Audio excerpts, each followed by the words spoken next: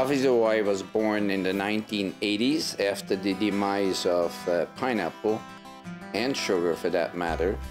And some Brazilians had ideas about planting coffee in a big way in the islands. And part of that vision was on Molokai because land and water was available. Unlike other coffee plantations, we don't just grow it and sell green coffee, but we actually process it and we roast it and package it. We retail it here on our plantation at Molokai, and we also brew it in our espresso bar, and we offer tours for visitors and residents on the island. I started growing the seedlings for the initial company, and that was in the 1980s, late 1980s.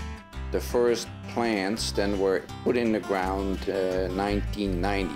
Our manager is very experienced. You know, he's been here over 30 years on Molokai during farming, and it taught a lot of us local residents how to rely on the natural resources we have. I was the guy that helped adapt the Brazilian technology to the islands and incorporated the windbreaks and the irrigation and all the agronomics into the system. The challenge on Molokai to come up with a decent coffee is that we're not in the typical coffee environment. We are not cloud covered, we are not in a heavy rainfall zone. So we make up for that with the Norfolk pine plantings, with the drip irrigation, and we are about 1,000-foot elevation around here, and that's considered low in the coffee world. Having coffee grown here in Kuala Pu'u has really impacted my family because it has helped with the jobs here on Molokai. You know, it's very hard to find jobs, and we do rely on agriculture here on Molokai.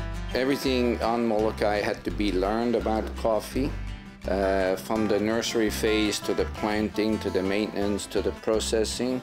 All the people that work here are from the island, and it's kind of a journey to get everybody into the groove.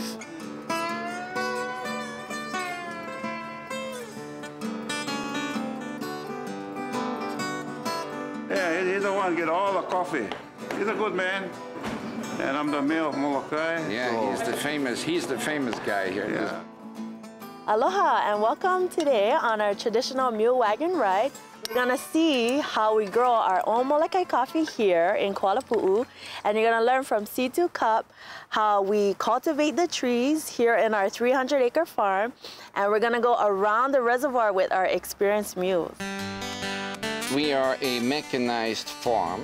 However, we follow the traditional methods of good horticultural practices. We also follow the traditional processing methods, among that being full fermentation and full sun drying. We have an espresso bar and cafe, and we're open 7 days a week, from 7 in the morning till 4 o'clock in the afternoon. And we have an array of goods to choose from. We have basically 2 types of coffee, the Malulani, which is a washed fermented coffee, and we have the Mule Skinner coffee that is a natural dry coffee, and both have made a name for themselves. One of the owners of Coffees of Hawaii, Mike Atherton, was able to bring to the table 1,000 acres of strictly high-grown Arabica coffee from Central America, specifically Nicaragua. We're able to use it with gourmet Hawaiian coffees throughout the islands with various flavors. In our cupping session, you will be able to see the difference between a light, medium, and a dark roast. And it's kind of like a wine tasting session. So you get to see how we perfect our Molokai coffee. We are not what you call an organic farm. However, we try to do weed control mechanically with the disc in between the trees, and we have a sweeper that sweeps under the trees. All these passes eliminate the need for spraying herbicides.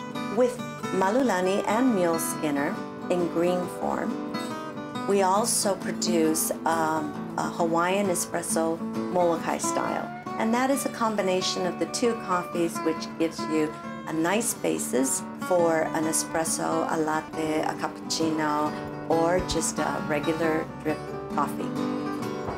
And this is our world famous Mocha Mama from Coffees of Hawaii, Molokai.